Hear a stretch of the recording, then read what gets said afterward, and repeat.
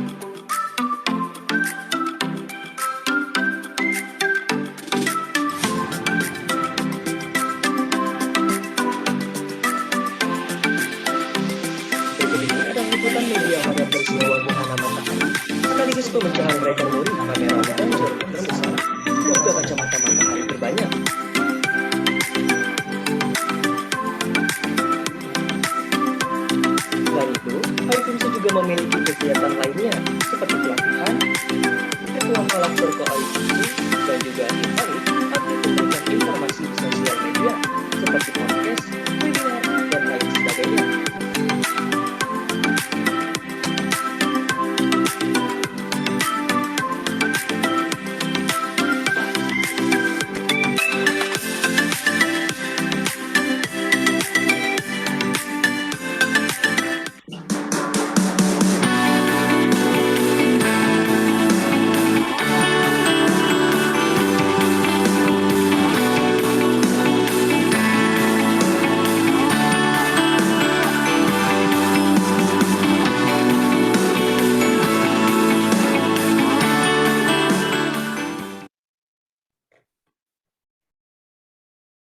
Ya, itulah tadi Bapak Ibu sekalian profil singkat dari OIF UMSO yang memiliki berbagai kegiatan dan masih banyak lagi. Nah, baik, karena Ibu narasumber juga sudah bersama kita, nah jadi langsung saja nanti kita ada 3 sesi. Jadi di sesi pertama itu ada pemaparan, kemudian narasumber akan memaparkan materi kurang lebih selama 45 menit. Kemudian sisi kedua ada tanya jawab dan sisi ketiga ada penutup. Ya, langsung saja kepada Ibu Afifah, waktu dan tempat dipersilakan dengan segala hormat. Terima kasih, selamat pagi. Perkenalkan saya Afifah Yamani. Sebelumnya saya mau sharing screen dulu. Bentar ya. Silakan, Bu. Oke. Nah, salam kenal semuanya.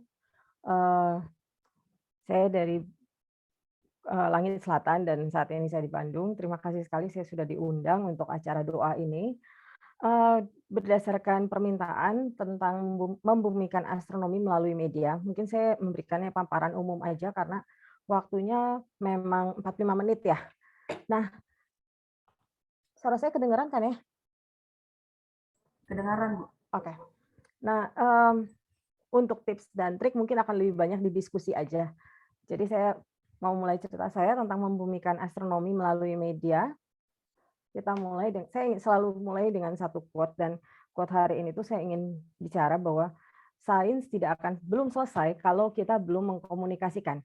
Jadi sebelum kita bercerita kepada publik tentang sains itu sendiri dan pencapaiannya, maka kita belum bisa bilang bahwa apa yang kita kerjakan itu sudah selesai atau sudah mencapai titik akhirnya, atau kita sudah bisa bilang diri kita berhasil gitu. Mengapa? Pada penelitian tahun 2007, ini 2007 ya, udah lama banget. Saya cari lagi untuk yang terbaru, belum ada.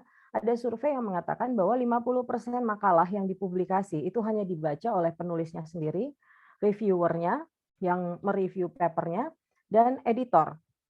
Nah, sekarang memang dengan adanya ResearchGate atau akademi.edu itu lebih meningkatkan peluang, juga archival itu meningkatkan peluang orang-orang yang tidak bisa berlangganan jurnal untuk membaca paper. Tapi seberapa banyak orang yang baca paper itu?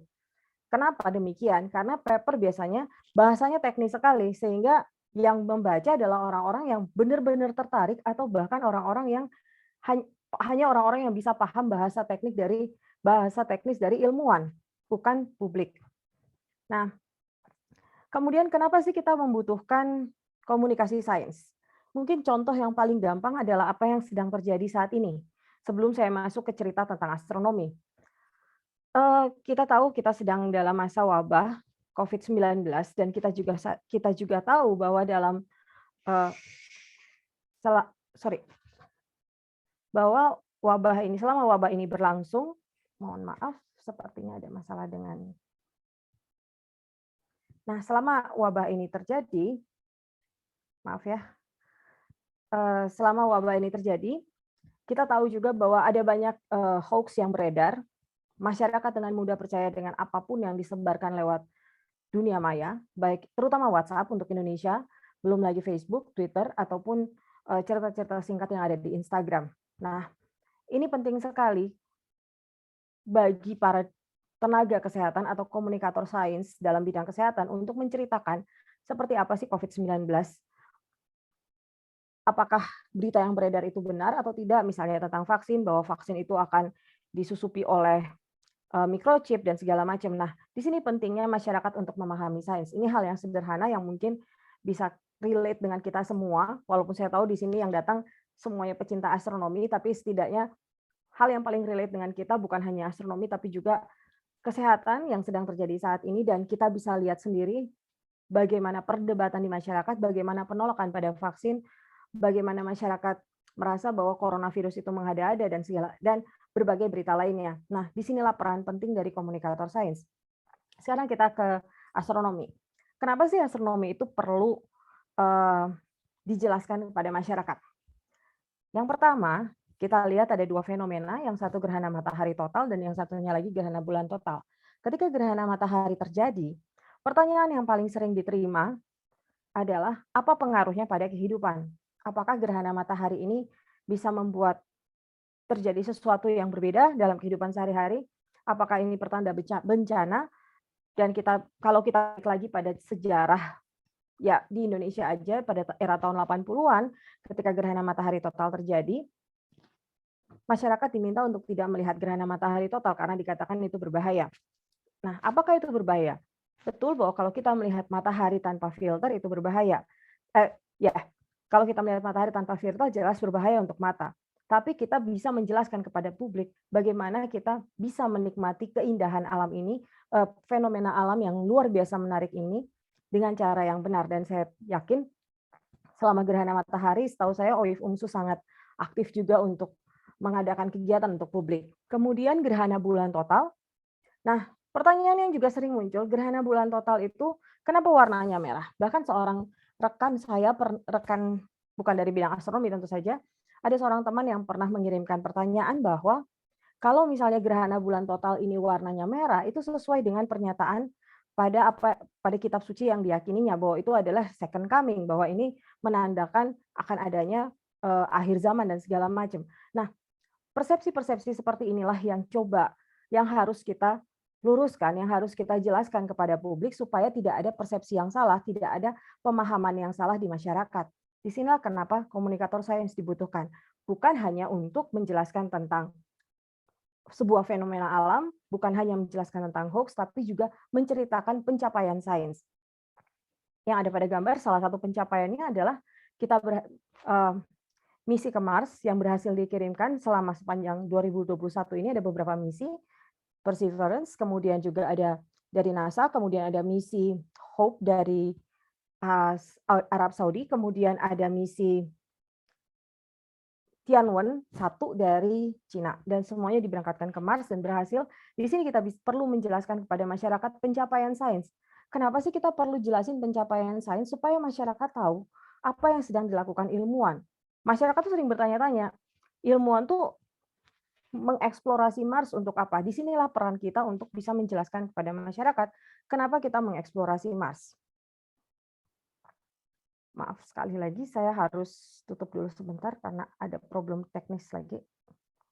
Oke, nah sebelum kita lanjut lagi, seringkali saya dari tadi bicara kenapa kita harus menjelaskan kepada masyarakat. Dan di awal saya sempat bicara juga tentang paper yang seringkali itu bahasanya sangat teknis sehingga sulit dipahami oleh publik. Seperti apa sih? Nah, ini adalah sebuah gambaran ilustrasi bahwa ketika ilmuwan itu bicara tentang apel, publik sering menerimanya sebagai jeruk. Jadi ilmuwan bicaranya A, publik menginterpretasinya ke arah yang berbeda.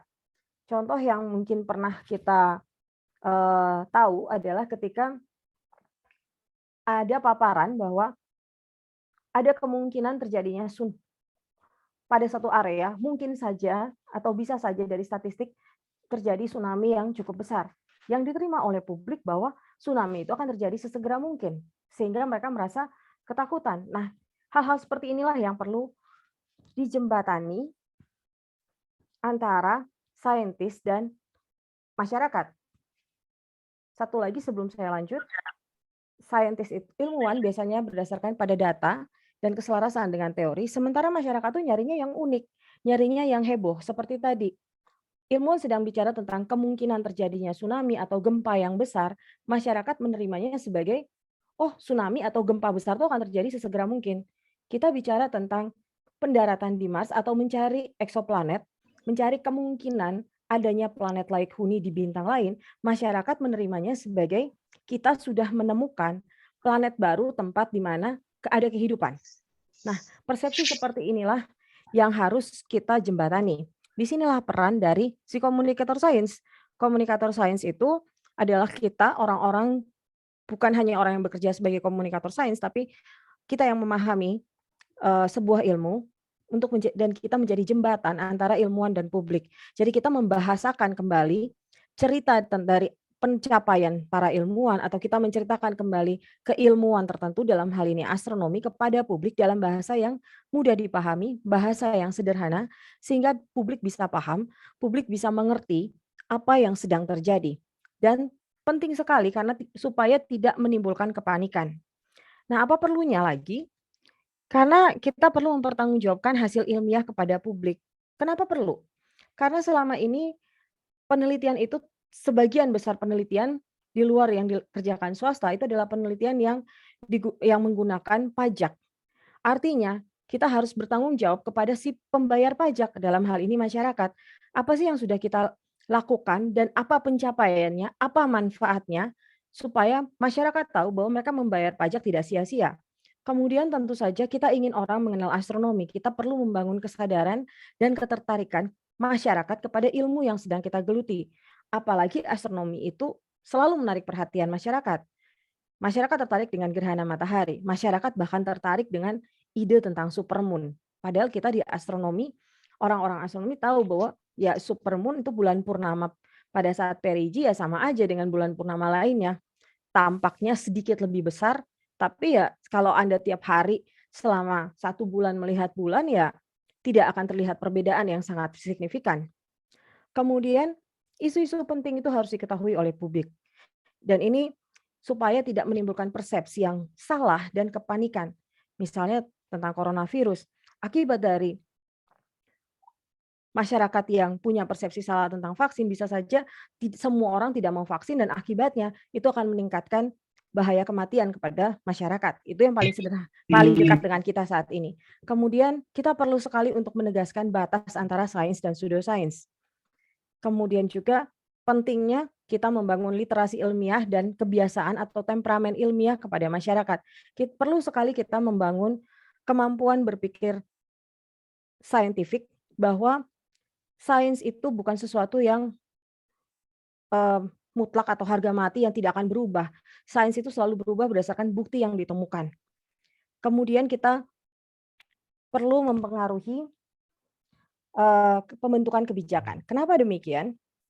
Setiap negara itu punya prioritas yang berbeda-beda. Misalnya Indonesia bisa saja prioritasnya ada pada pembangunan ekonomi masyarakat. Tapi kenapa perlu ada space science di Indonesia? Kenapa perlu ada astronomi? Nah, di sini peran dari komunikator sains untuk mendekati politisi, untuk mendekati para penentu kebijakan di negara ini, untuk melihat visi masa depan, visi jangka panjang, bahwa astronomi dan space science itu memang penting untuk negara ini. Sehingga kita bisa lihat salah satu contohnya adalah pembangunan observatorium nasional. Tapi tentu saja tidak berhenti di situ. Apa yang bisa dihasilkan di masa depan, kemudian bisakah kita mengejar, misalnya punya mimpi kita akan bisa menjelajah antariksa seperti negara-negara lain. Nah, di sini pentingnya komunikasi sains kepada para pemegang kebijakan. Karena tanpa mereka kita tidak akan bisa memperoleh dana. Tanpa mereka kita tidak akan bisa memperoleh izin untuk bisa mengembangkan semua yang kita ingin kembangkan dalam hal misalnya perjalanan antariksa. Hal-hal seperti itu ya. Jadi untuk pengembangan teknologi dan segala macam kita membutuhkan komunikator sains, kita membutuhkan komunikasi sains bukan hanya untuk memberikan pemahaman kepada masyarakat tapi juga ke pemilik kebijakan, penentu kebijakan di negara.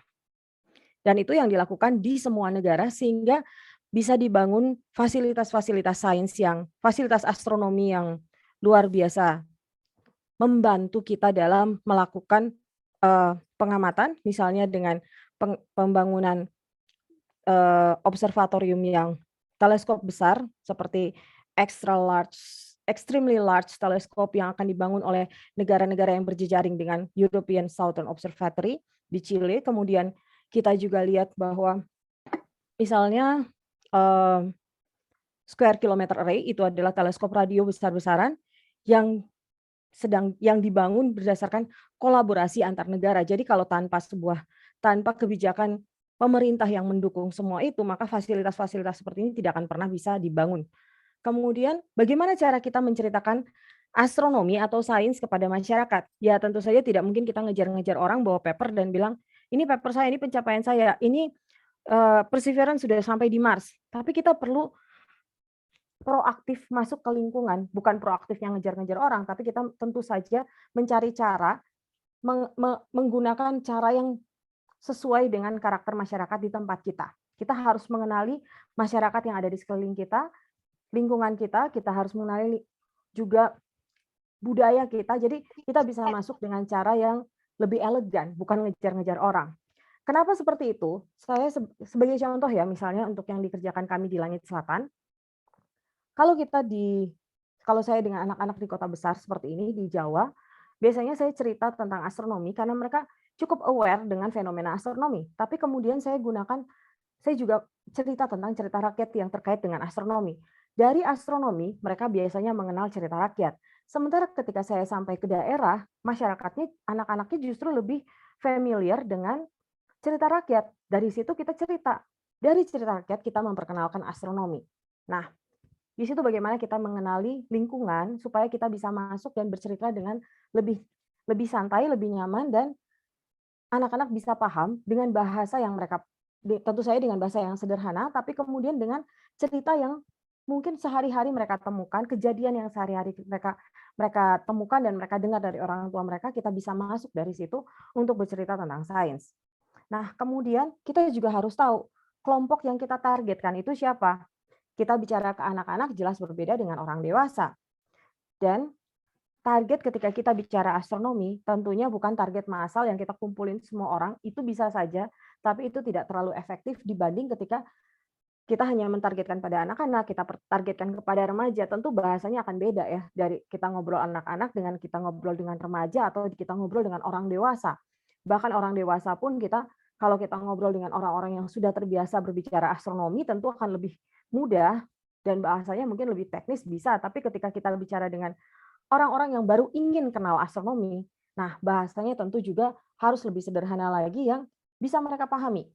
Kemudian beri sentuhan personal, cerita-cerita yang membuat mereka tertarik. Misalnya tadi ya cerita rakyat atau apa yang mereka kenal dari lingkungan sehari-hari. Nah, bagaimana kita melakukannya?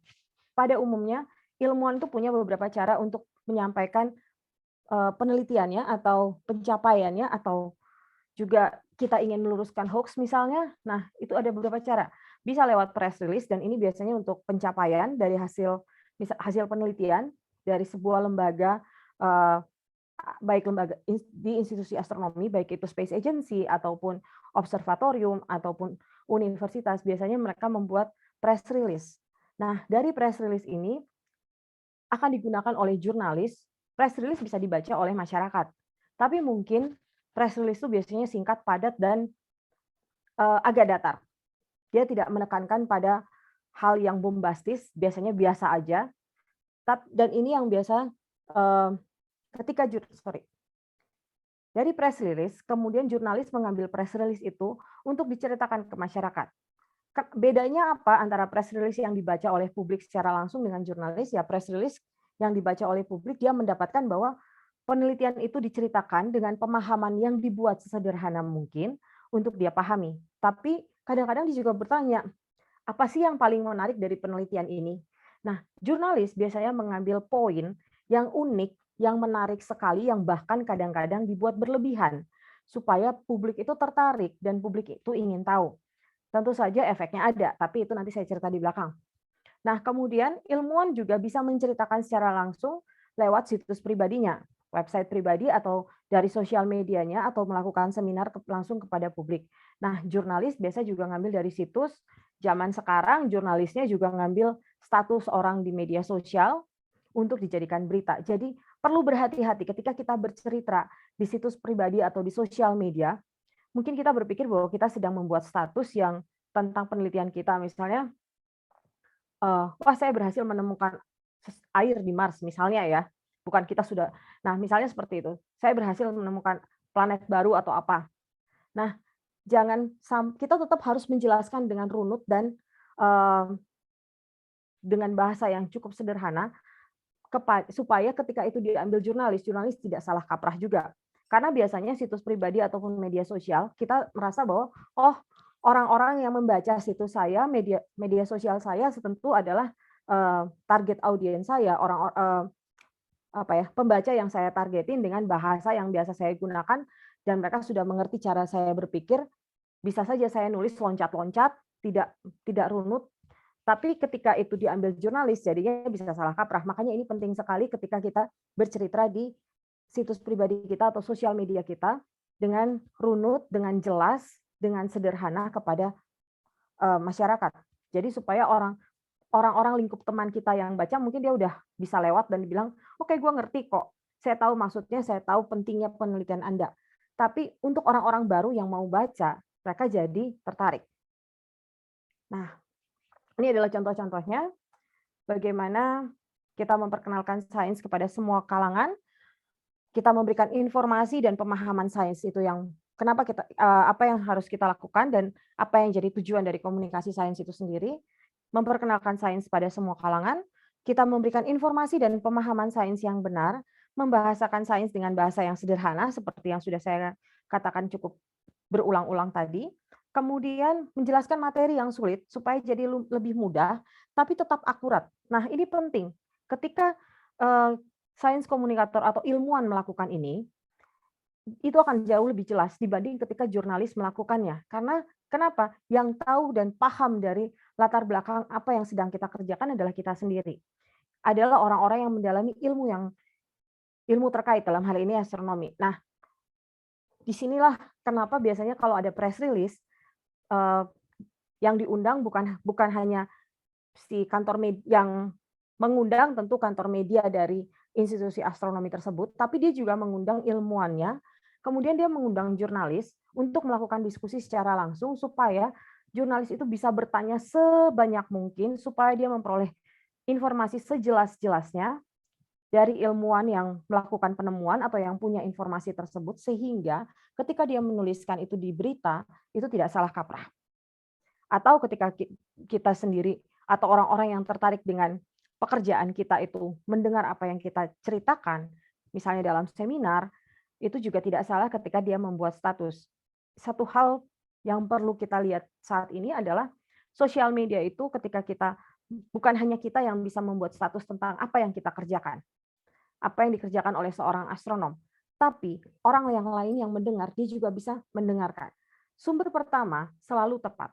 Tapi disinformasi bisa terjadi pada sumber kedua, sumber ketiga, dan seterusnya.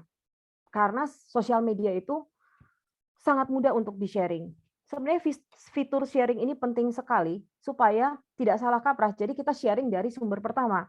Tapi yang terjadi, orang-orang itu malas sharing, dia hanya membaca, kemudian dia mengcopy, tapi tidak utuh. Sehingga berita yang kemudian beredar hanya setengahnya atau bahkan semakin hari semakin yang tersisa hanya bagian bombastisnya aja.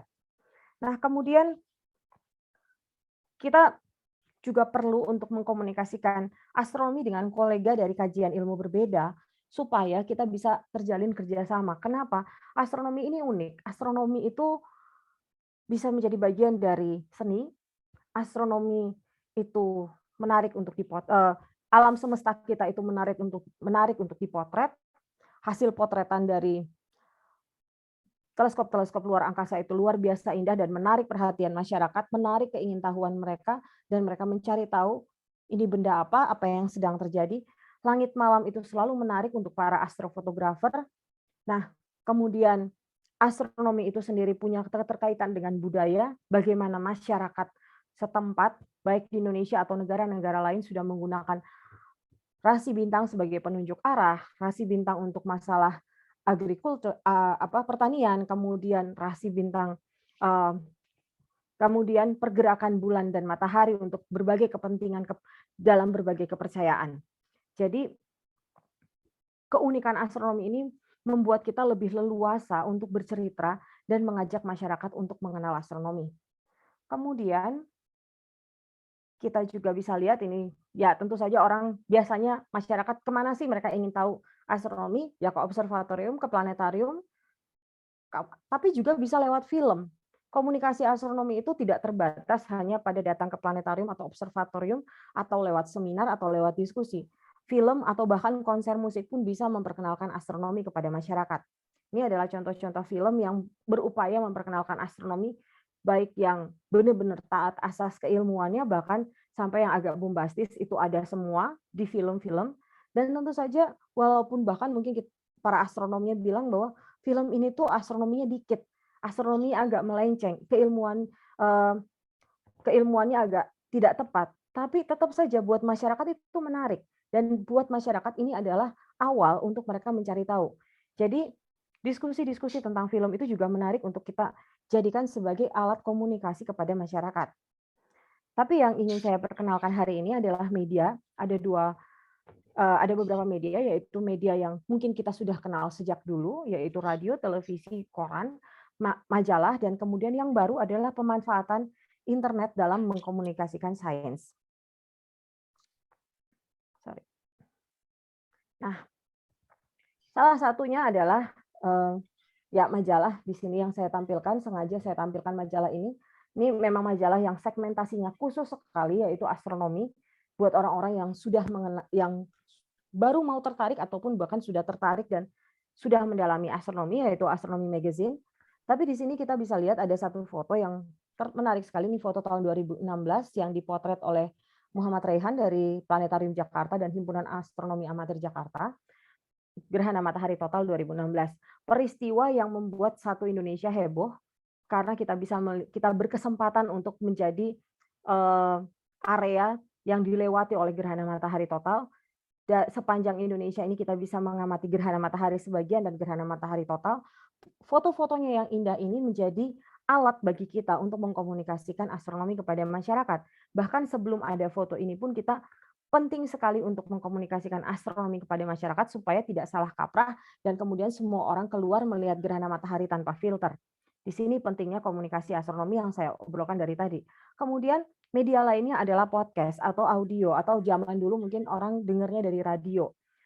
Media ini mungkin, saya nggak tahu ya di Indonesia apakah audio podcast ini cukup digemari atau tidak, tapi hasil survei yang ada di Amerika Serikat, karena kebetulan saya bekerja untuk audio di 365 Days of Astronomy, itu basis di Amerika Serikat, audio ini masih menjadi kegemaran masyarakat di sana yang dilakukan, yang didengar setiap pagi. Jadi kita merilis audio astronomi setiap hari, khususnya mulai dari kita rilis jam 6 pagi di Amerika Serikat supaya orang-orang yang sedang perjalanan menuju kantor atau sekolah mereka bisa mendengarkan cerita tentang astronomi.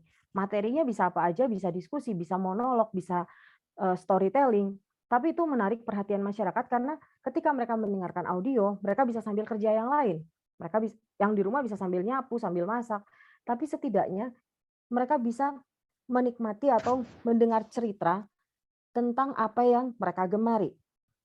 Nah, kemudian ini adalah medianya. Ada dua pembagiannya, media lama dan media baru. Media lama itu apa aja?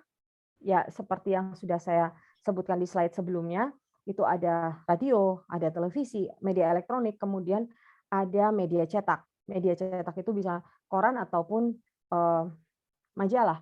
Kemudian media baru, kalau sekarang tidak baru lagi, tapi kenapa disebut media baru? Karena dia merevolusi pemahaman pada media yang sebelumnya, yaitu di awal tahun 2000-an, periode awal tahun 2000-an ketika blog muncul, kemudian jejaring sosial dan media sosial ini muncul, ini menjadi sebuah terobosan baru untuk membangun komunikasi yang lebih dekat yang sudah tidak lagi dibatasi oleh jarak dan waktu. Oke, maaf. Kemudian apa bedanya sih media lama dan media baru ini? Sampai dibilang media baru merevolusi media lama, karena media lama itu sifatnya monolog. Misalnya televisi, kita nggak bisa dong ngobrol dengan ilmuwan yang sedang diskusi di siaran televisinya. Kemudian majalah, koran, Kita hanya bisa terima itu, kita baca, itu menjadi sebuah pemahaman, tapi ketika kita ingin bertanya, kita harus mencari sendiri narasumber untuk kita tanya, atau kita harus mencari sendiri informasi untuk menjelaskan apa yang tidak kita pahami pada berita ataupun cerita yang disampaikan di majalah tersebut. Tetapi ketika muncul media baru itu, oh maaf, saya dia bersifat monolog seperti yang tadi saya katakan, kemudian dia tidak langsung, artinya kita tidak berhadapan langsung dengan ilmuwannya, juga tidak interaktif seperti saya bilang tadi ketika kita ingin bertanya kita harus cari sendiri narasumbernya, kita harus cari sendiri di mana penjelasan di mana kita bisa memperoleh penjelasan tentang apa yang kita ingin tahu. Kemudian memang tidak bisa diulang. Artinya kalau dia udah tayang, ya sudah selesai tayang, kita tidak bisa lagi ulang untuk kita tonton. Beda dengan media baru. Makanya kenapa disebut media baru? Karena dia merevolusi apa yang ada. Media baru itu menciptakan dialog. Kenapa bisa dialog? Kita lihat aja di sosial media atau di blog. Minimal ketika awal banget itu blog muncul, orang bisa berkomentar. Dan komentar itu kemudian dijawab oleh si penulis. Baik itu misalnya di koran, media online dalam artian misalnya koran yang kemudian punya situs berita online, kita bisa berdiskusi dengan penulisnya, kita juga bisa berdiskusi langsung dengan para ilmuwan yang punya blog atau punya sosial media, di situ kita bisa bertanya dan dijawab. Nah, ketika ilmuwan menjawab, ini membangun sebuah relasi yang baru, yang membuat si penanya itu merasa bahwa dia dihargai, bahwa si ilmuwan melihat pertanyaannya bukan sebagai pertanyaan yang mungkin dianggap pertanyaan bodoh yang tidak perlu dijawab, tapi dia melihat bagaimana ilmuwan itu menghargai setiap pertanyaan dia, mau menjawab, dan ini membangun kepercayaan pada sains itu sendiri. Kemudian ya murah karena kita bisa menggunakan platform yang sudah ada. Kemudian bisa diulang. Kenapa bisa diulang? Ketika kita sharing sesuatu, meskipun dia sudah lewat berhari-hari kemudian, tapi ketika kita ingin sharing lagi, kita tinggal sharing. Kita bisa mengulang itu pada platform yang kita gunakan, sehingga masyarakat bisa baca lagi, atau kita menggunakan fitur sharing yang ada. Jadi itu bisa menjadi seperti efek bola salju yang digulirkan terus-menerus ke seluruh Indonesia atau bahkan seluruh dunia. Tentu untuk kalau kita menggunakan bahasa Inggris itu akan berimpact kepada masyarakat yang jauh lebih luas dibanding ketika kita menggunakan bahasa Indonesia. Tapi ketika kita punya status atau kita punya cerita dalam bahasa Indonesia yang kita taruh di blog, itu udah sangat membantu untuk menjangkau seluruh masyarakat yang ada di Indonesia. Tentunya sedikit terbatas karena tidak semua orang mungkin punya akses internet. Tapi dengan adanya wabah, suka tidak suka, pemerintah membuka akses internet seluas-luasnya, membangun infrastruktur supaya semua orang bisa bekerja ataupun bersekolah secara daring. Kemudian, ya tentunya dia lebih interaktif karena kita bisa bangun dialog. Tapi ada fakta yang terjadi di masyarakat, bahwa ketika kita komunikasi sains, terutama lewat media sosial, kita menemukan, kalau kita sendiri yang mengerti mungkin baik-baik saja, kita bisa menceritakan dengan sejelas-jelasnya dalam bahasa yang sederhana. Tapi kita juga menemukan fakta di masyarakat bahwa ada penyederhanaan yang melebih-lebihkan hasil ilmiah. Kemudian judul yang sensasional, misalnya kita sudah menemukan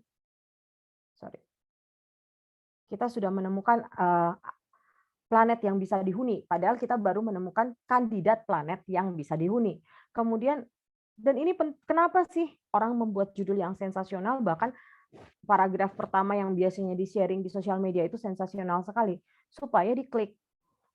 Ini berimbas lagi misalnya untuk media online, dia bisa dapetin klik yang banyak, dia bisa dapetin page view yang tinggi, sehingga dia bisa mendapatkan iklan, bisa mendapatkan penghasilan dari iklan.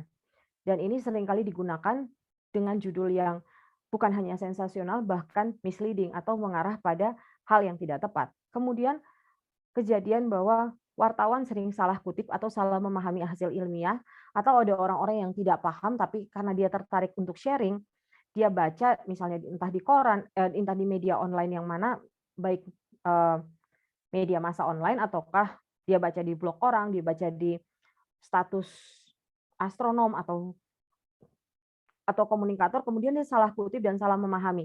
Makanya kenapa ada fitur sharing itu kita share lagi, ketika kita share dari sumber pertama semuanya baik-baik aja, tapi kalau kita cuman kutip dan kita salah paham pada hasil ilmiah itu akan menimbulkan kesalahan pemahaman pada masyarakat yang baca.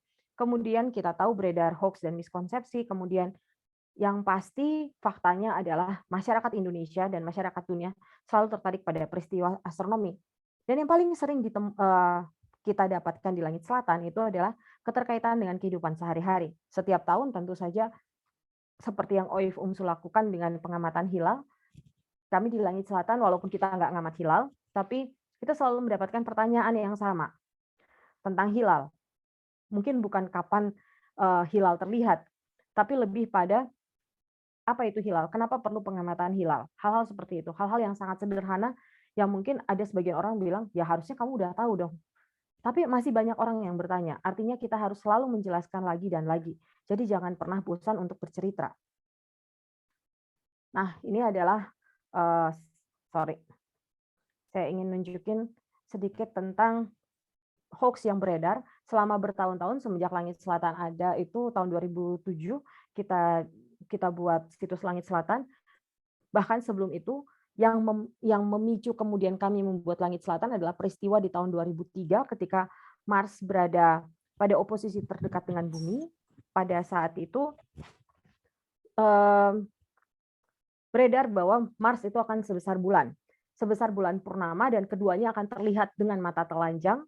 Dua-duanya seperti besarnya bulan purnama dan kemudian terang banget. Dan hoax ini berlangsung setiap tahun sampai hari ini. Bahkan pernah ada perayaan 1 dekade hoax Mars. Bahkan sekarang udah lebih dari 1 dekade dan pertanyaan-pertanyaan apakah Mars akan terlihat sebesar bulan purnama itu masih kami terima. Kemudian kita semua tahu tentang isu bumi datar yang muncul di pertengahan tahun 2016 yang bergulir cukup ramai 2016 sampai 2018. 2019 sampai 2021 mungkin agak turun isunya, tapi komunitasnya masih ada. Kemudian keyakinan bahwa tetrad blood moon, itu istilah yang juga sebenarnya salah kaprah tentang blood moon, tapi ya sudahlah. Nah, bahwa ada gerhana, ketika terjadi gerhana bulan total sebanyak 4 kali secara berurutan, itu ada berita bahwa itu akan menimbulkan bencana. Kemudian juga keterkaitan gerhana matahari total yang dikait-kaitkan dengan upacara keagamaan orang Yahudi. Saya pernah ditanya oleh beberapa orang, bukan hanya ditanya sih sebenarnya, kalau nggak salah gerhana matahari total tahun 2015 dan tahun berapa ya, itu tuh menjadi salah satu trending topik yang paling banyak dicari di Langit Selatan. Yang dicari tuh keywordnya adalah gerhana matahari total dan upacara Yahudi akan kiamat. Nah, hal-hal seperti ini. Kemudian planet Nibiru, kalau tahu tentang 2012, nah 2009 ketika film tentang 2012 muncul, itu orang mencari tahu tentang kiamat akibat Nibiru lewat, kemudian kiamat akibat kalender Maya selesai, kemudian kiamat tentang planet-planet akan sejajar, itu mendominasi dari periode 2009 sampai 2012. Setelah itu, setelah 2012 yang paling banyak dicari adalah gerhana matahari ataupun gerhana bulan dengan bencana alam, gerhana matahari dikaitkan dengan kiamat.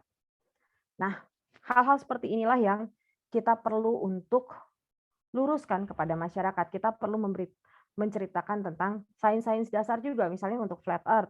Kenapa orang semuanya percaya bahwa bumi itu datar, bahkan walaupun sudah dikasih bukti bahwa bumi itu tidak datar. Ya ada yang percaya buta, tapi saya bertemu juga dengan orang-orang yang ternyata tidak paham bedanya persepsi, bahwa ketika satu benda itu menjauh, kok perspektif. Ketika benda itu menjauh dan mendekat, perbedaannya seperti apa.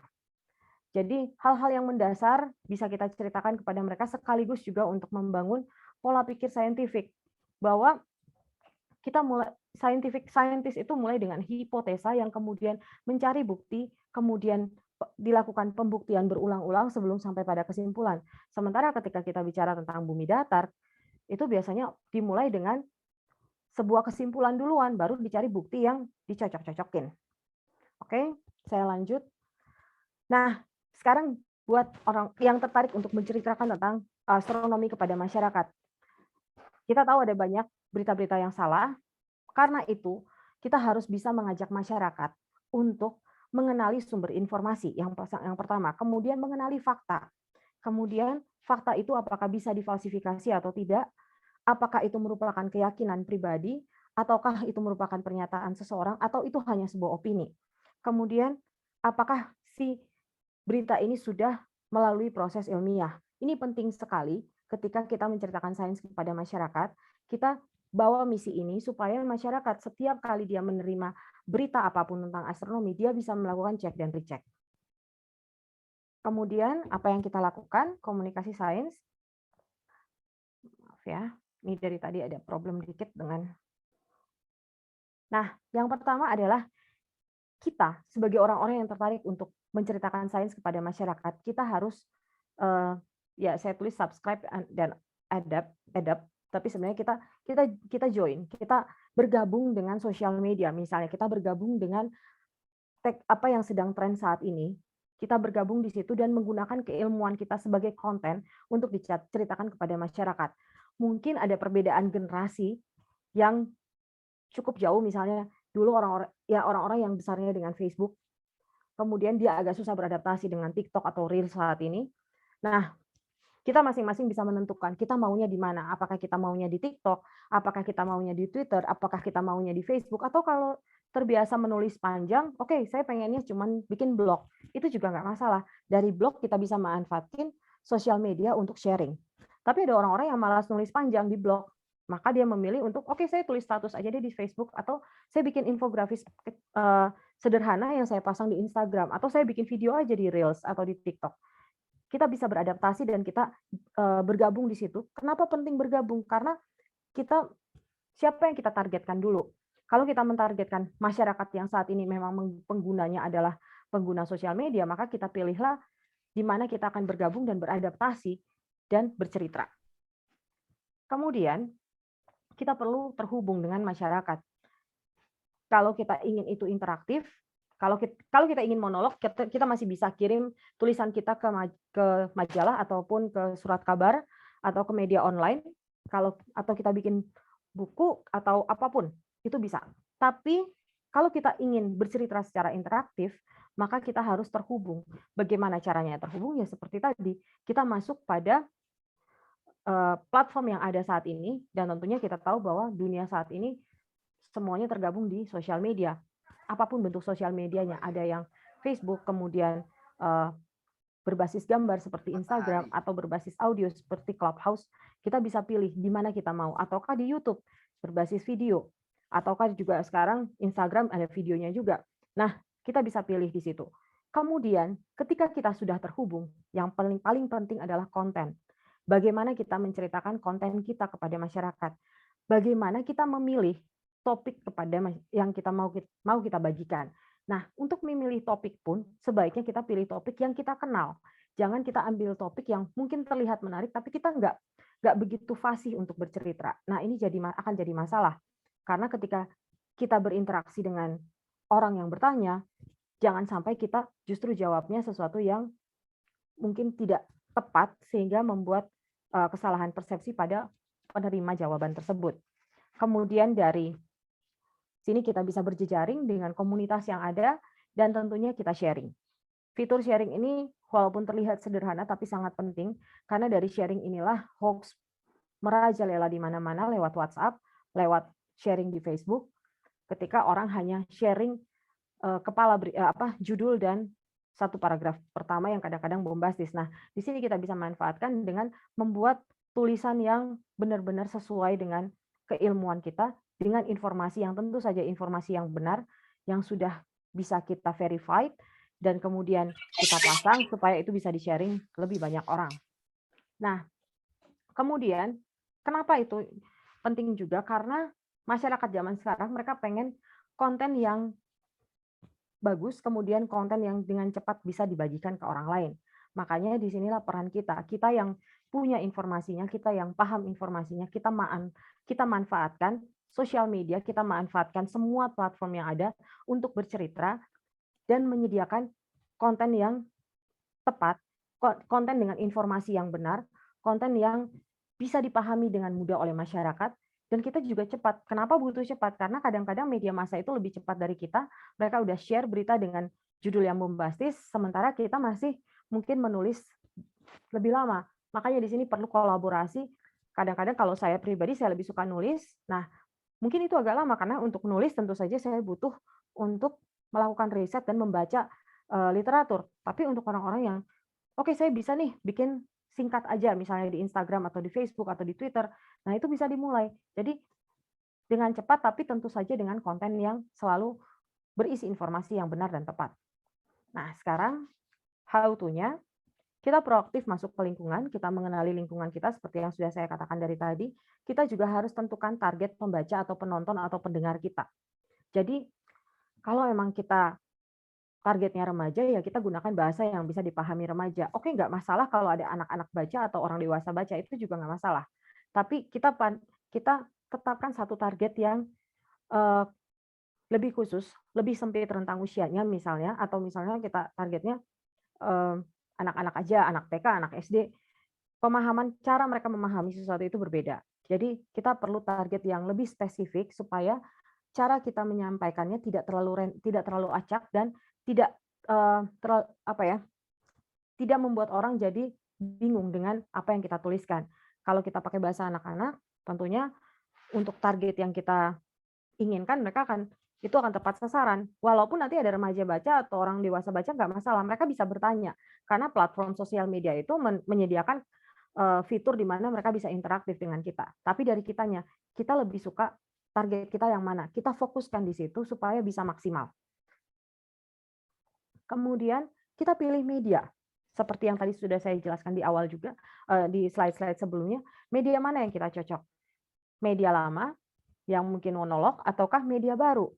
Di sini ada banyak platformnya, ada Pinterest, ada Google Plus sudah nggak ada, kemudian apakah lewat Line, apakah kita lewat Twitter, Facebook, YouTube, WhatsApp. Nah, untuk WhatsApp ini hati-hati. Kalau kita memang ingin membagikan sesuatu lewat WhatsApp, baiknya misalnya kita buat itu dalam sebuah infografik itu jauh lebih baik. Kenapa? Karena semua tersedia dalam satu gambar supaya ketika di-sharing itu selain sharingnya mudah, dia tidak kehilangan esensi dari konten yang ingin kita sampaikan. Karena kalau misalnya kita kasih gambar dan kita kasih caption itu penting sekali juga. Tapi kadang-kadang ada orang yang cuma sharing gambarnya aja. Akibatnya caption yang mungkin penjelasannya panjang itu tidak tersampaikan ketika yang di-sharing hanya gambar. Ini perlu dipikirkan dengan matang ketika kita membuat sebuah informasi kepada masyarakat lewat WhatsApp misalnya, atau ya lewat fitur chatting. Kalau misalnya untuk lewat Facebook, kita bisa tulis itu dalam satu status dengan gambar-gambar, tentu ketika di-sharing semuanya akan di-sharing. Juga dengan Instagram sama. Kemudian Twitter juga serupa. Nah, yang perlu diingat juga bahwa kemampuan baca orang-orang di sosial media itu biasanya mereka baca cepat. Jadi seperti di Instagram, saya sering menemukan Instastory itu digunakan untuk bercerita panjang tentang satu konten astronomi dengan tulisan yang luar biasa banyak dalam satu halaman Instastory. Untuk bisa membaca semua itu, seseorang harus mengcapture. Kalau enggak, dia nggak akan bisa baca semuanya. Jadi perlu sekali untuk menyadari bahwa kalau kita mau sharing di model story, sharinglah sesuatu yang singkat dan engaging, jadi menarik perhatian. Penjelasannya bisa mereka klik di mana atau kita arahkan kemana, itu bisa aja. Supaya nggak salah informasinya. Karena kalau saya pribadi, saya selalu melewati semua informasi tersebut. Karena capek sekali untuk baca sebuah informasi yang hanya beberapa detik. Nah, seperti itu. Mungkin saya udah agak nyampur ya dengan tips and triknya. Kemudian tentukan topik. Seperti saya tadi bilang, tentukan sesuatu yang benar-benar mungkin kita kuasai. Tentu saja berita astronomi itu banyak banget dan setiap hari datang dari berbagai topik. Tapi kalau seperti saya pribadi, saya lebih suka cerita tentang eksoplanet karena itu bidang saya. Saya dulu belajar tentang eksoplanet, jadi saya bisa menceritakan eksoplanet dengan jauh lebih baik dibanding cerita tentang kosmologi. Nah, kita harus mengetahui juga di mana kekuatan kita dan kelemahan kita dalam membuat konten. Itu penting sekali, dan topik yang kita kuasai. Tentu saja kita bisa bercerita tentang topik-topik lain juga, tapi kita lihat efektivitasnya. Kita maunya efektif dengan topik satu atau kita mau efektif dengan seluruh topik yang ada. Kalau seluruh topik, ada baiknya mungkin kita bekerja sama dengan rekan-rekan yang punya keahlian di bidang tersebut. Kemudian buatlah konten dengan mencari informasi pada sumber yang benar.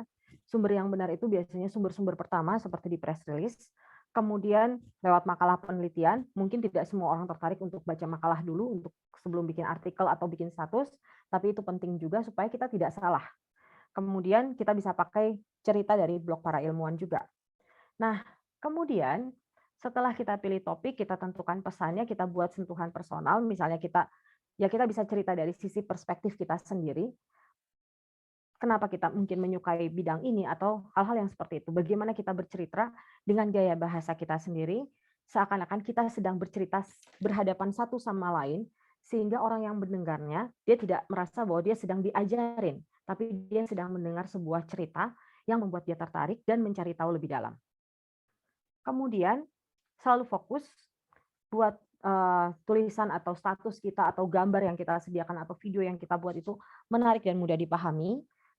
Tampilkan juga, kalau kita lagi buat berita astronomi terbaru nih, tentu saja kita akan menyampaikan hasil terbaru. Tapi lihat keunikannya, apa sih yang menarik dari hasil dan pencapaian astronomi tersebut, sehingga masyarakatnya juga bisa tertarik. Karena kalau cuma diceritakan hasilnya seperti ini kadang-kadang membosankan. Nah, itu sih sebenarnya yang membuat para wartawan seringkali membuat kalau eksoplanet layak huni, terus mereka bilang telah menemukan planet alien yang baru yang bisa dihuni. Padahal sebenarnya enggak. Tapi kita bisa dengan cara yang menarik. Kemudian terstruktur dan proses itu kita ceritakan secara runut supaya orang-orang paham. Kemudian selalu objektif dengan bukti pendukung, berimbang dan tidak membuat asumsi sendiri atau pernyataan yang belum terbukti. Tentu saja kita usahakan ya kalau misalnya kita targetnya adalah orang Indonesia, maka usahakan istilah astronomi itu menggunakan istilah bahasa Indonesia. Kalau memang agak panjang nggak apa-apa, atau kalau misalnya kita pengen tetap dengan bahasa Inggris juga nggak apa-apa, tapi kita jelaskan dengan sejelas mungkin dan sesederhana mungkin apa arti dari istilah tersebut. Dan usahakan jangan menggunakan istilah teknis. Kemudian yang pasti bercerita dengan gaya kita masing-masing untuk membangun ikatan, selalu interaktif, selalu menjawab apa yang ditanyakan, walaupun kadang-kadang saya harus akui bahwa saya sendiri keteteran dalam menjawab semua orang. Tapi usahakan untuk selalu bisa ada interaksi dialog dengan pembaca kita atau pendengar kita atau fans kita, follower kita, apapun namanya. Dan yang pasti usahakan semua konten itu selalu orisinal. Karena kalau kita yang buat, kita yang tahu, kita yang melakukan, kita yang membaca literatur, kita yang riset literatur kita paham apa yang sedang kita ceritakan, sehingga ketika kita ditanya, kita tahu harus menjawab apa. Kalau kita hanya copy dari tulisan orang lain, mungkin orang itu tidak masalah dengan ceritanya di copy paste kemana-mana, tapi akan jadi masalah buat kita ketika kita ditanya, kalau kita tidak memahami materi tersebut. Dari semua yang saya ceritakan ini pada ujungnya, tanpa sadar, ataupun kita sadari juga bahwa kita sedang membangun komunitas dengan fans kita, follower kita, pembaca kita, pendengar kita. Dan dari komunitas inilah, mereka yang akan bercerita lagi tentang apa yang kita ceritakan kepada masyarakat yang jauh lebih luas. Jadi jangkauan kita mungkin misalnya ya, kita cuma punya 10 follower. Nggak masalah kita bercerita dengan 10 orang tersebut. Tapi 10 orang itu akan membawa cerita itu pada 10 orang berikutnya. Ya, mungkin mirip dengan apa yang terjadi dengan COVID ketika satu orang bisa menularkan ke ribuan orang lainnya. Nah, itu aja dan saya mau tutup dengan kalau kita tidak bisa menjelaskan menjelaskan keilmuan kita atau pencapaian astronomi atau apapun tentang astronomi dengan sederhana, maka kita sebenarnya tidak benar-benar memahami apa yang sedang kita ceritakan. Terima kasih semuanya. Sekian. Wah, luar biasa ya, Bu. Maaf ya kalau kelamaan. Enggak, Bu. Asik, Bu. Seru mendengarnya. Jadi, terima kasih banyak, Bu, atas paparan yang sangat-sangat begitu menarik ya buat Bapak Ibu sekalian dan teman-teman sekalian atau rekan-rekan sekalian. Bagi yang ingin bertanya, mungkin atau menanggapi pemaparan yang disampaikan tadi bisa langsung saja raise hand dan langsung saja sepertinya bertanyanya gitu biar lebih seru diskusinya kita. Iya, kepada Bapak ya nggak pernah ketinggalan ini. Bapak Dr. Yudhistira Arya, dia boleh langsung Pak bertanya, aktifkan mic-nya Pak. Baik, terima kasih untuk kesempatan yang diberikan. Saya sapa terlebih dahulu para kolega saya yang luar biasa. Selamat pagi menjelang siang semuanya. Pagi Mas. Siang Mas. Ya, jadi mendengar paparan Mbak Vivi ini memang saya pun bisa dibuat tidak nyenyak untuk tidur ya. Karena ini pun menjadi pikiran saya sejak lama juga. Bagaimana bisa menyampaikan kepada publik apa yang memang menjadi tanggung jawab kita sebagai akademisi, sebagai peneliti dengan baik dan benar dan dipahami dengan baik dan benar juga.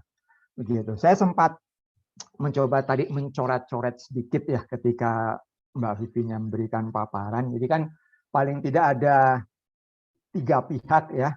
Kita sebagai seorang akademisi atau penelitinya, dan ada komunikator atau mungkin jurnalisnya di situ, dan ada di sebagai end usernya itu adalah penikmat atau pembaca kan ya. Betul. Memang idealnya saya sempat memilih dan berani ya pilihan pertama ini.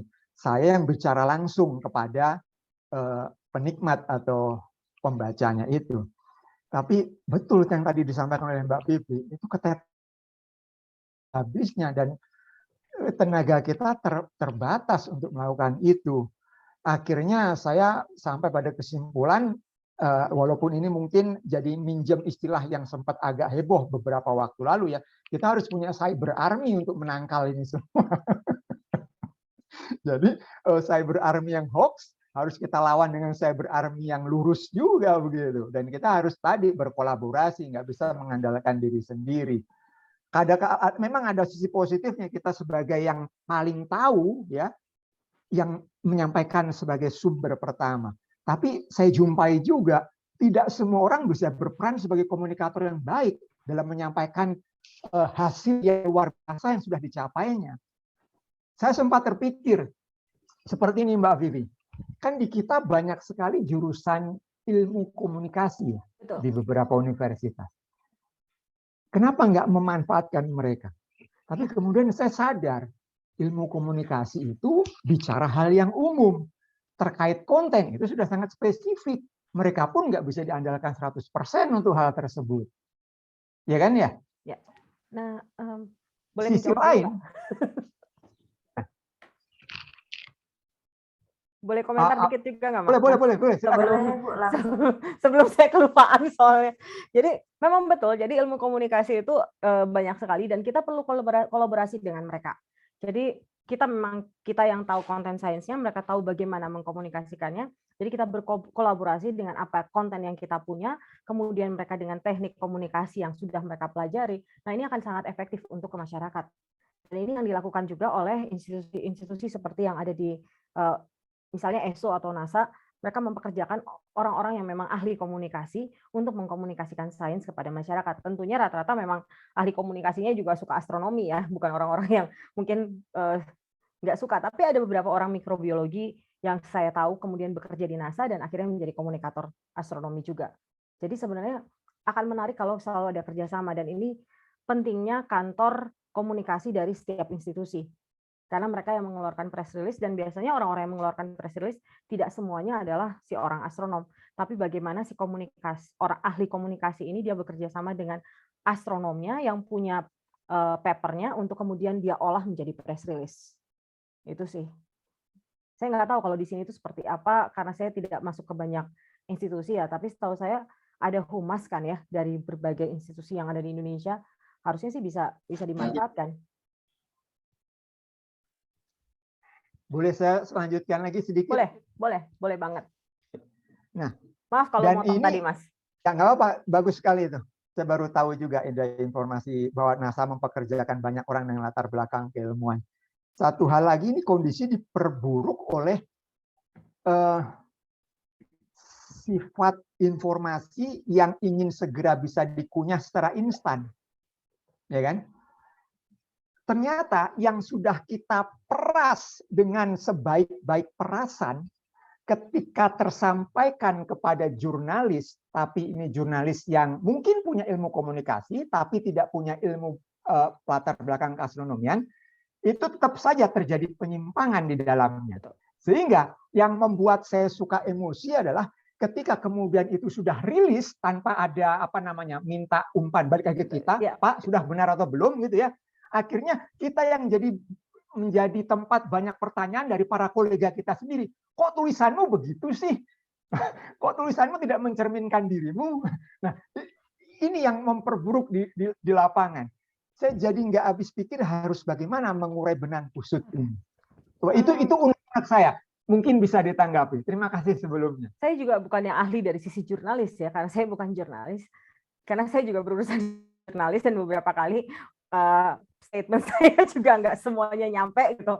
Nah, ada seorang rekan dari astronomi yang bekerja sebagai jurnalis, dia pernah bilang bahwa sebaiknya ketika kamu berhadapan dengan jurnalis, jangan semua informasi itu jangan terlalu banyak informasi yang diberikan. Buat poin-poin penting yang sesuai tepat sasaran dengan pertanyaan. Kenapa demikian? Karena dia bilang jurnalis itu biasanya latar belakangnya bukan astronomi misalnya, karena kita astronomi ya, kita bicara tentang astronomi. Latar belakang jurnalis itu beda-beda, ada yang dari memang ilmu alam, ada yang dari ilmu sosial, dan ilmu alamnya pun bukan astronomi, ada yang dari biologi, ada yang dari kimia. Nah, mereka ini tentunya butuh, mereka punya satu masalah, yaitu mereka harus dapetin berita dan menulis berita secepatnya, karena mereka berlomba dengan yang lain. Kalau mereka duluan, tentu mereka yang dapetin klik paling banyak, dan itu akan jadi referensi. Nah, ketika mereka wawancara astronom, menurut teman saya ini, dia memberikan masukan bahwa jawab seperlunya, jangan, karena biasanya kecenderungan ilmuwan itu dia ingin bercerita sebanyak-banyaknya, seluas-luasnya tentang apa yang dia kerjakan, dia ingin orang tahu, tapi akhirnya jadi kemana-mana, dan si jurnalis itu kebingungan ketika dia menulis, karena terlalu banyak informasi, sehingga dia sendiri bingung untuk menentukan mana yang harus dia angkat. Sehingga kita sering lihat bahwa yang berakhir dengan yang diangkat adalah pernyataan yang cuma setengah atau seperempat, malah jadinya misleading, kemudian atau dia salah persepsi dengan apa yang kita katakan. Jadi menurut masukan yang saya dapatkan adalah jawab seperlunya aja, supaya si wartawan tahu poin keunikannya apa, poin pentingnya apa, dan dia akan mengeksplorasi dari sana. Kalau dia nggak tahu, dia akan bertanya lagi. Tapi untuk jurnalis cetak biasanya seperti ini, jurnalis online yang jadi masalah, karena begitu kita kasih pernyataan, kadang itu nggak disaring lagi, dia langsung nulis, kemudian itu jadi salah kaprah. Bahkan pernah kejadian dengan saya waktu ada wawancara, itu saya lagi di taman ya ceritanya, kemudian saya ditelepon oleh seorang wartawan yang bertanya tentang perihelion. Dia nanya begini, Mbak, katanya Jakarta besok perihelion, Bandung kapan? Terus saya bingung, Jakarta perihelion, Bandung kapan? Emang kita di planet yang beda. Nah, kemudian saya jelaskan tentang perihelion, tentang yang perihelion itu ya bumi sebumi-buminya. Terus dia nanya kan, bedanya perihelion dengan, kalau perihelion jauh lebih panas ya. Udah saya ceritalah tentang jarak matahari bumi, bahwa kalau perihelion ya cuman lebih dekat 5 juta kilometer ya kalau nggak salah. Jadi ya dampaknya nggak beda-beda jauh gitu kan. Dia nulis selengkap-lengkapnya bahasa saya yang kalau cuma 5 juta kilometer nggak beda-beda jauh. Jadi benar-benar dalam bahasa percakapan itu dia tulis langsung seperti itu dan bikin saya kesal. Karena harusnya dia bisa membuat itu dalam sebuah bahasa tulisan yang jauh lebih baik. Jadi akhirnya dari situ saya belajar bahwa lain kali ketika ditanya wartawan sebaiknya menjawab dengan bahasa Indonesia yang baku dan baik dan benar. Supaya dia nggak nulis bahasa. Pernah juga kalau nggak salah saya diwawancara waktu jelang bukan gerhana matahari, jelang untuk pertama kalinya Lapan merayakan langit gelap. Itu ada yang bertanya tentang wisata astronomi atau langit gelap, saya lupa. Tapi dia bertanya di WhatsApp, saya jawab dengan bahasa yang cukup santai karena orang ini sering nanya ke saya.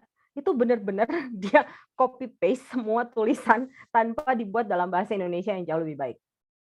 penjelasan seperti itu. Jadi akhirnya saya belajar di situ bahwa satu kita buat jawaban yang lebih tepat sasaran, jadi mungkin pendek, nggak usah cerita terlalu panjang. Yang kedua, kita gunakan bahasa yang baik, bahasa Indonesia yang bagus supaya orang, kalau Mas Arya pasti bahasa Indonesia bagus banget dibanding saya yang lebih sering bahasa percakapan. Dan itu penting banget karena ternyata wartawan tuh karena saking pendeknya waktu, mereka mungkin kadang-kadang mereka nggak ngecek lagi, jadi langsung di copy aja masukin ke medianya dia, apalagi yang online. Beda banget dengan cetak. Tapi ada juga wartawan online yang bisa bolak-balik nelpon saya untuk konfirmasi lagi dan lagi sebelum dia rilis tulisan. Tapi itu biasanya dari media yang basis awalnya adalah basis cetak, bukan basis awalnya online. Gitu. Apakah itu menjawab? Saya nggak tahu juga sih, Mas. Ya. Terima kasih banyak. Benang merahnya, jawab saja secukupnya. Betul. Kalau dia ingin tahu, dia akan bertanya. Berlimpah ya. Betul. Jadi kalau dia ingin tahu, dia akan bertanya lagi dalam pertanyaan baru. Baik. Ya, terima kasih banyak. Ya, terima kasih Bapak Arya dan Oke. Ibu Afifah juga. Sangat menarik diskusinya. Nah, langsung saja Ibu, ternyata ada beberapa yang bertanya, contohnya dari Haryadi Putraga, Bapak Haryadi Putraga. Langsung saya bacakan. Dengan era saat ini, di mana setiap orang bisa menjadi jurnalis sendiri dengan memposting di sosial media, astronom masih lebih asik berkutat dengan penelitiannya sehingga masalah seperti hoax astronomi sendiri masih sedikit yang mau menanggapi dan menyelesaikannya. Sedangkan pelaku pembuat hoax astronomi dengan manuvernya yang ahli membuat video yang lebih enak dilihat dan di-share, astronom membalas dengan membuat model jawaban dengan tulisan yang membuat orang lain malas untuk membuka halaman dan membaca hal tersebut. Jadi, apakah menurut Ibu, astronom muda juga harus mampu menjelaskan melalui tayangan video, atau cukup dengan menjawab melalui media tulisan saja? Oke, silakan ditanggapi, Bu. Kalau kita bicara astronom mudanya ini perorangan ya, maka kita akan balikan lagi bahwa kalau memang dia harus memilih media mana yang dia merasa bahwa dia bisa efektif di sana. Media sosial itu ada banyak banget, dia bisa pakai video, tentu saja boleh dengan video, dia bisa lewat gambar, dia bisa lewat tulisan, apapun bentuknya, status-status pendek. Nah, itu adalah pilihan. Tapi kalau kita bicara masuk ke dalam hal institusi, maka memang sebaiknya institusi bukan hanya menyediakan, institusi bisa menggunakan media sosial yang ada, apakah itu bentuknya tulisan ataupun lewat video. Misal, saya mungkin kalau di Indonesia, saya kurang tahu ya, apakah pemanfaatan video, setahu saya sudah sih, misalnya 8 itu kalau nggak salah ada videonya juga. Kemudian ada tulisannya, press release-nya saya agak jarang baca, tapi dia sekarang aktif lebih banyak di Instagram. Tapi seperti ESO ataupun misalnya Space Agency seperti NASA, mereka menyediakan hampir di semua platform. Jadi mulai dari berita dalam bentuk tulisan press release, yang biasanya mereka juga sertakan papernya, link ke paper sehingga kita bisa baca sendiri kalau memang tertarik ke makalahnya. Kemudian mereka membuat podcast, baik itu dalam bentuk video maupun audio. Kemudian mereka buat itu dalam bentuk infografik. Kemudian mereka juga menyebarkan semua dalam bentuk status pendek, bukan status, tweet pendek di Twitter. Jadi memang sebaiknya kita bisa masuk di semua lini, di semua sosial media yang ada, semua platform yang ada, audio, video, tulisan itu penting banget. Tapi tentu saja tidak mungkin satu orang mengerjakan semuanya. Jadi perlu ada kolaborasi. Dan menurut saya di Indonesia itu kita punya jejaring kolaborasi yang baik. Apakah itu lewat bukan hanya astronom profesional ya, tapi kita juga punya komunitas yang luar biasa besar di Indonesia, dan komunitas ini bisa memanfaatkan semua sosial media untuk bercerita tentang astronomi. Dan saya lihat komunitas yang ada di Indonesia juga rata-rata sudah menggunakan sosial media ya. Tapi apakah bentuk video-video yang memang sepertinya video pendek menarik itu memang belum banyak. Ada beberapa saya tahu yang dibuat oleh para penggemar astronomi, tapi memang ke depannya diharapkan sih kita bisa ada orang-orang yang mengerjakan video dengan lebih banyak dan lebih baik lagi dan lebih profesional lagi, mungkin yang lebih menarik ya, seperti misalnya kayak video-videonya NASA ataupun ESA yang bisa menyediakan animasi menarik. Mereka bisa menceritakan misi Rosetta misalnya dalam video yang kontennya untuk dewasa. Dalam artian konten dewasa itu bukan konten dewasa yang gimana ya, tapi konten yang memang dinikmati oleh orang-orang usia remaja sampai dewasa, sementara mereka juga menyediakan animasi khusus buat anak-anak untuk memahami misi Rosetta itu apa. Jadi memang kita perlu sih semuanya, kalau kita bicara pribadi, maka saya balikin lagi, kalau semua orang tertarik dengan komunikasi sains, dengan mengkomunikasikan kegemarannya pada astronomi atau keilmuannya di astronomi, dia bisa pilih sosial media yang dia inginkan, dia bisa pilih platform yang dia mau, apakah itu video, audio, atau tulisan, dan dia bisa manfaatkan itu seefektif mungkin. Jadi memang sebaiknya yang muda-muda mungkin yang lebih terbiasa dengan video buat video, tapi tentu saja kita tidak bisa bilang bahwa mereka wajib buat video, karena tiap orang punya kelemahan dan kelebihan masing-masing. Ya, terima kasih Bu. Semoga menjawab ya kepada Bapak Har atas pertanyaannya. Ya, buat rekan sekalian, ada lagi yang ingin bertanya? Mungkin bisa secara langsung.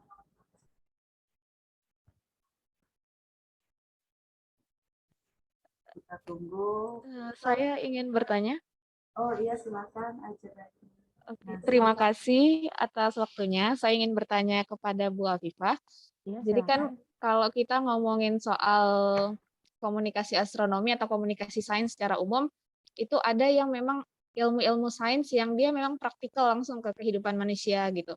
Sehingga dia menjadi penting untuk dikomunikasikan. Misalnya saya ambil contohnya tentang perubahan iklim. Perubahan iklim itu perlu untuk terus digaungkan gitu, karena itu nanti akan mempengaruhi kebijakan-kebijakan dari pemerintah misalnya gitu. Tapi kan kalau misalnya kita ngomongin soal penemuan-penemuan astronomi itu nggak selalu praktikal dalam kehidupan kita sehari-hari gitu. Sedangkan tadi sesuai dengan pemaparan Ibu juga banyak publik yang bertanya, ini manfaat fenomena ini apa? Efeknya ke kehidupan kita apa nih sehari-hari gitu kan. Sehingga kalau kita bicara tentang tujuan komunikasi astronomi untuk membantu dalam pengambilan keputusan, kebijakan, dan memudahkan kehidupan manusia sehari-hari itu nggak selalu tercapai dengan baik gitu. Nah, dari sini saya ingin bertanya gitu. Jadi sebagai komunikator astronomi, berangkatnya itu tujuan utamanya seperti apa? Apakah lebih ke meluruskan miskonsepsi dulu, atau lebih ke menarik banyak anak muda untuk pada akhirnya berkiprah jadi peneliti di area astronomi? Nah, dan kalau di Indonesia sendiri, melihat fenomena yang ada di Indonesia sendiri, baiknya komunikator astronomi itu fokusnya untuk mencapai tujuan yang seperti apa? Karena kan nanti kalau misalnya tujuannya udah ditetapkan, baru bisa menurunkan konten dan topik yang ingin dikasih itu yang seperti apa, diangkat di media seperti apa. Begitu Bu, terima kasih banyak. Memang sih kalau kita bicara tentang keterkaitan dengan kehidupan, kadang-kadang orang mikirnya sesuatu yang lebih praktikal ya.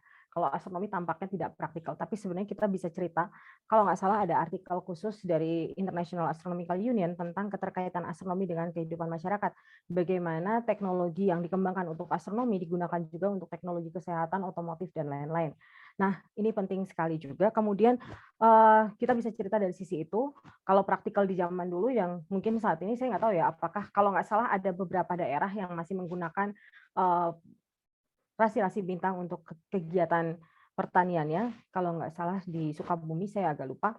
Kemudian juga kita bisa bercerita dari sisi tadi tujuan ya. Tujuan itu yang paling pertama sebenarnya bukan bahwa langsung bilang supaya semua orang suka sains. Itu adalah, ya itu memang tujuan, tapi yang paling pertama adalah kita ingin orang aware dulu.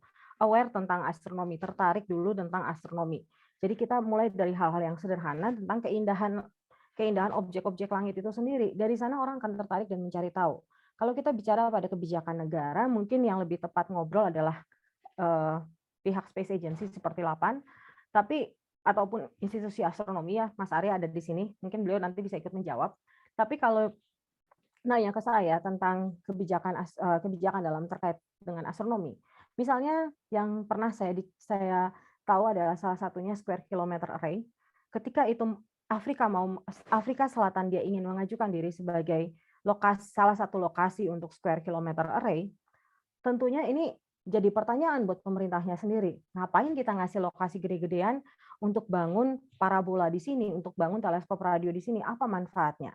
Nah, yang dibawa ke pembuat kebijakan adalah Square Kilometer Array ini sudah akan membangun teleskop radio besar-besaran yang akan didanai oleh berbagai negara. Keuntungannya apa untuk Afrika Selatan? Keuntungannya adalah pertukaran ilmu. Jadi orang-orang yang datang itu bisa ikut membantu memberikan pemahaman tentang keilmuannya kepada masyarakat Afrika Selatan itu sendiri.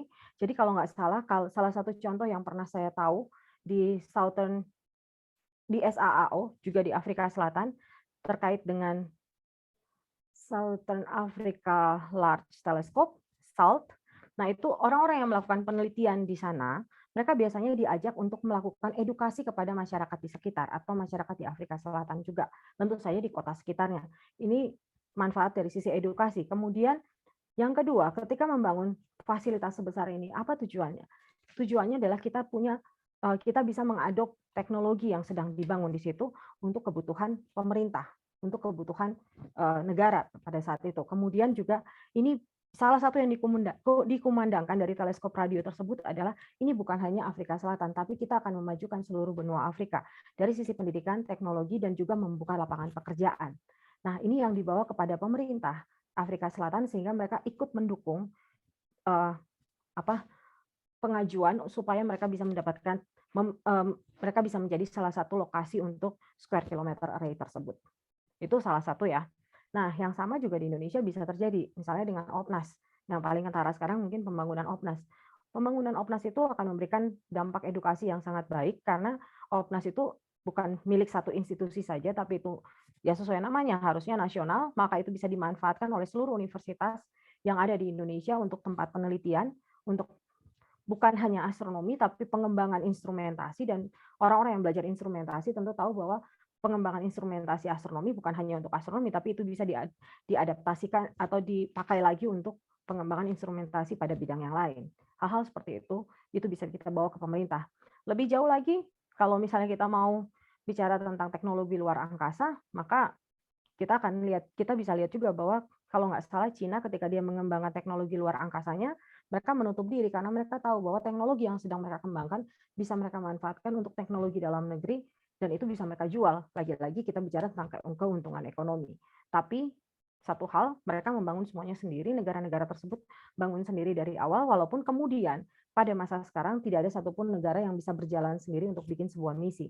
Semua harus bekerja sama, karena tentu saja setiap negara masih punya kebutuhan lain. Nah, itu bagaimana kita melihat tujuan jangka panjang, tujuan yang besar yang bisa kita bawa ke pemerintah. Mudah-mudahan itu bisa menjawab, tapi ada Mas Arya, saya mau ngundang Mas Arya untuk juga memberikan insight dari sisi institusi pendidikan. Ya, ada fakta yang memang tidak bisa kita pungkiri. Tidak semuanya suka atau menjadi penghobi untuk astronomi. Tapi saya ingat apa yang pernah disampaikan oleh Pedro Russo, seingat saya, ketika yang bersangkutan pernah berkunjung ke ITB memberikan kolokium di prodi astronomi. Ada hasil survei yang cukup menggembirakan dalam tanda petik ya. Dari semua bidang ilmu yang terkait dengan profesi yang ingin digeluti oleh anak-anak, karena ini audiensnya adalah anak-anak, respondennya adalah anak-anak, ternyata bidang-bidang ilmu semacam teknik dan bidang-bidang ilmu yang sedang tren di dunia itu menunjukkan adanya bias gender di situ. Jadi lebih banyak yang milih tuh siswa-siswa atau anak-anak perempuan untuk bidang-bidang biologi. Tapi untuk yang bidang-bidang hardcore macam teknik gitu itu yang anak-anak laki-laki. Tapi untuk astronomi relatif berimbang. Laki-laki dengan perempuan, anak-anaknya itu jumlahnya berimbang itu. Terus fakta lain yang terungkap adalah dua topik yang menjadi topik yang paling dicari dan digemari untuk diceritakan. Yang pertama terkait dengan dinosaurus dan black hole. Itu kan potret yang bisa kita ambil ya dari dunia kanak-kanak. Dan bahkan kalau kita mau mengekstrapolasi sampai ke kakek nenek pun, saya pikir akan selalu tertarik dengan kisah dinosaurus yang sekarang sudah punah maupun cerita tentang lubang hitam yang konon bisa menyedot segala sesuatu. Dan fakta yang kita jumpai di Indonesia dalam lingkup yang lebih kecil, fakta yang kami jumpai di lab Bumi Antariksa, lab yang saya pimpin, dan saya lihat ada Pak Cahyo juga ini beliau adalah Pranata Laboratorium Pendidikan, tangan kanan saya di lab. Jadi boleh dicek ya, dari semua lab yang ada di Fakultas Pendidikan MIPA di UPI, pengunjung lab bumi antariksa itu yang paling heterogen. Spektrum kelompok pengunjungnya paling luas, mulai dari anak-anak PAUD sampai ibu-ibu pengajian. Bayangkan, mulai dari kelompok usia PAUD sampai ibu-ibu pengajian itu bisa dan pernah hadir ke lab kami. Jadi itu kayaknya kekuatan yang kita miliki, yang mungkin masih menjadi kekuatan laten, tapi kalau kita bisa manfaatkan, sekaligus kita juga memoles kemampuan komunikasi publik kita bisa jadikan ini sebagai buster untuk bisa semakin mendekatkan astronomi kepada publik. Saya pikir sedikit tambahan itu saja Mbak Bibi. Ya, makasih Mas. Memang menarik sih, dan astronomi itu memang ini sih saya akui, dari anak preschool sampai orang senior tuh semuanya menyukai astronomi dan selalu ingin tahu. Ya, terima kasih Bu dan Pak Yudis. Ini ada juga di room chat kita ada yang menanggapi dari Bapak Syamsul Alam, Makassar. Media merupakan wadah dan sekaligus alat komunikasi yang berperan penting dalam mewujudkan keterbukaan informasi publik.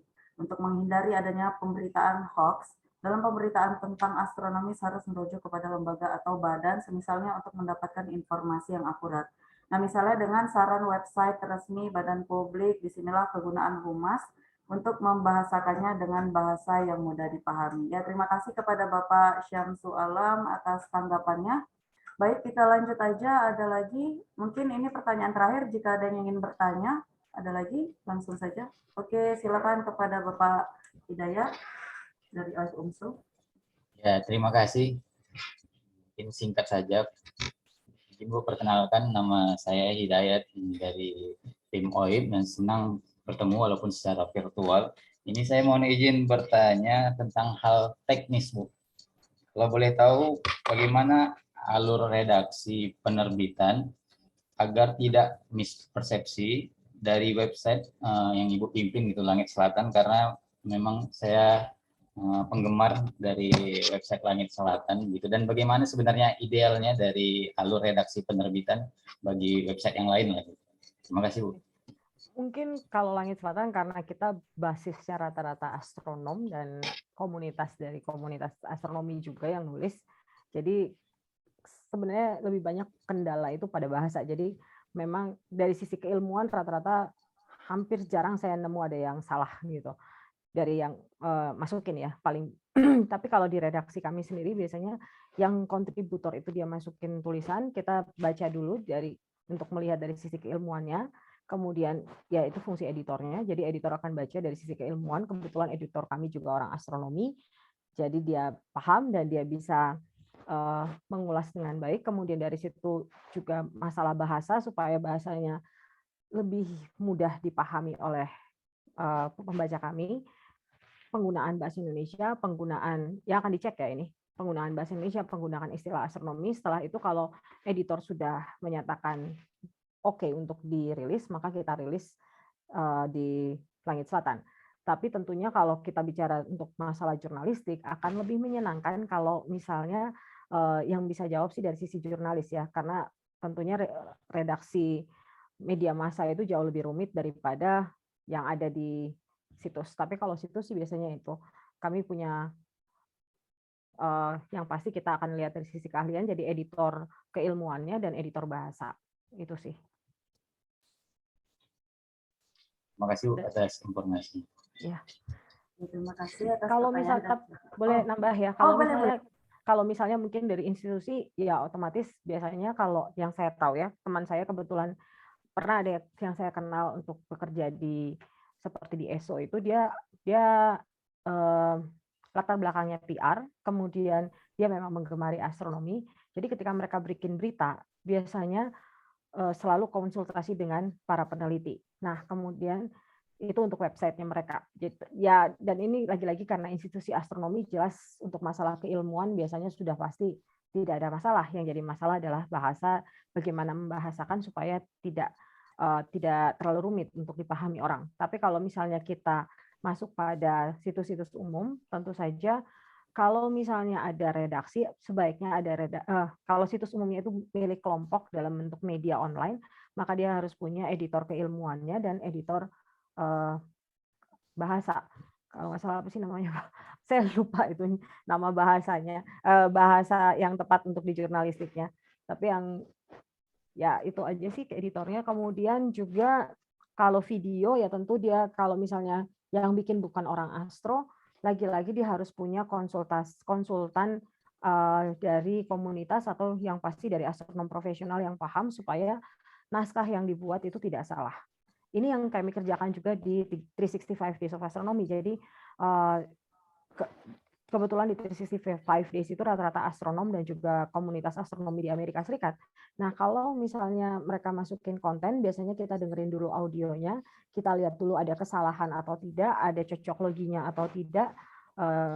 Cocok logi itu dalam artian percampuran antara pseudoscience dengan sains itu sendiri.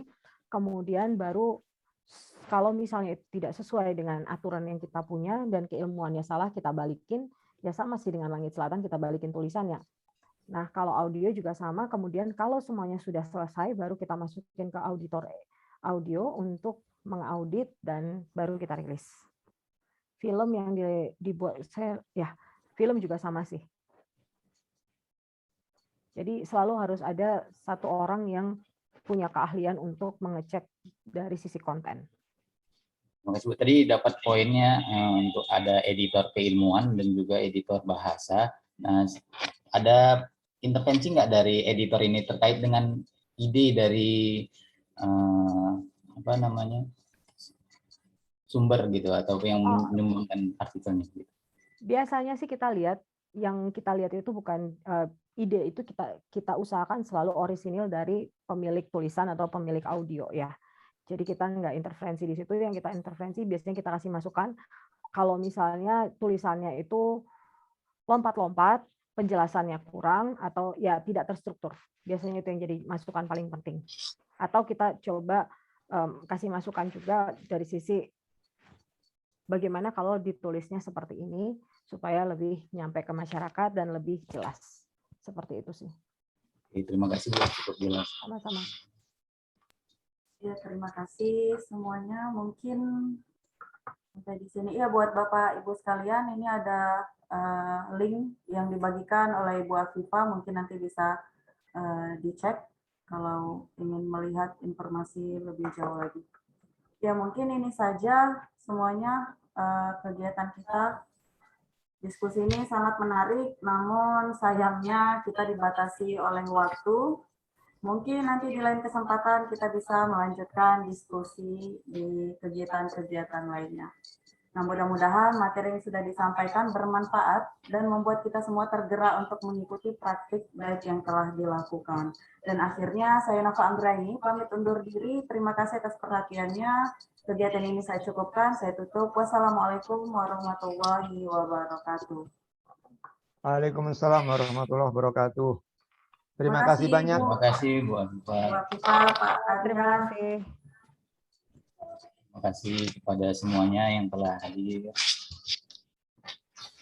Jadi kepada semua hadirin, selamat siang semuanya.